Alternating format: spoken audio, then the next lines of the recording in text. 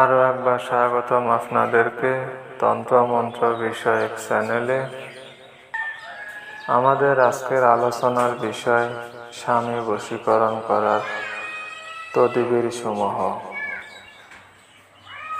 আপনারা যদি স্বামী বশীকরণের বিভিন্ন তদবির বা বিভিন্ন তাবিজ তোমার ইউটিউবে সার্চ করে থাকেন, বা আপনার মন পছন্দ তদবির যদি আপনি না পেয়ে থাকেন, কিংবা কোনো তদবির আপনি করেছেন বা নিজের স্বামীকে নিজে বশীকরণ করেছেন, দেখা গেছে কয়েকদিন পর সেই বশীকরণটা আপনি আবারও কেটে গেছে। তো আজকে আমি যে বশীকরণটির ব্যাপারে আলোচনা করব, এই বশীকরণটি যদি কেউ তার স্বামীকে করে, সে যতদিন দুনিয়াতে বেঁচে থাকবে ততদিন পর্যন্ত স্ত্রীর গোলামি করে যাবে, এতে কোনো সন্দেহ নাই। ছোট একটি নকশা স্ক্রিনের উপরে দেখানো হচ্ছে। সেই নকশাটি দিয়ে মূলত আজকের এই স্বামী বশীকরণ তাবিজটি আপনাকে বানাইতে হবে। তার জন্য আপনাকে জোগাড় করে নিতে হবে বানরের চামড়া।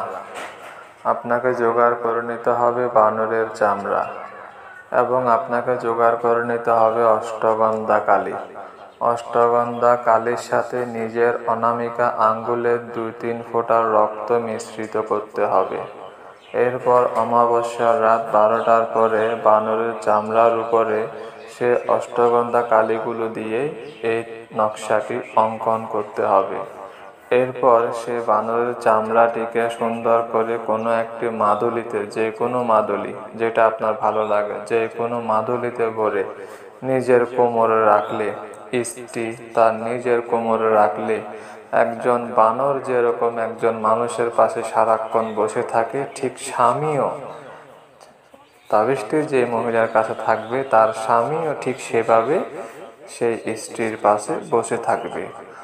এমনভাবে বশীকরণ হবে যতদিন পর্যন্ত সেই স্বামী স্ত্রী বেঁচে আছে ততদিন পর্যন্ত তার স্বামী ওই স্ত্রীর কথা ব্যতীত কোনো কাজই করবে না। তো আশা করছি আপনারা যদি এটি যেইভাবে বর্ণনা দেওয়া হয়েছে এইভাবে যদি কার্যসিদ্ধি সফলভাবে করতে পারেন, তাহলে আপনি এর ফল উপভোগ করতে পারবেন এবং 2 দিন পর কিংবা 6 দিন পর এটি কেটে যাবে না। এটি আজীবনের জন্য সে স্ত্রীর গোলাম হয়ে থাকবে।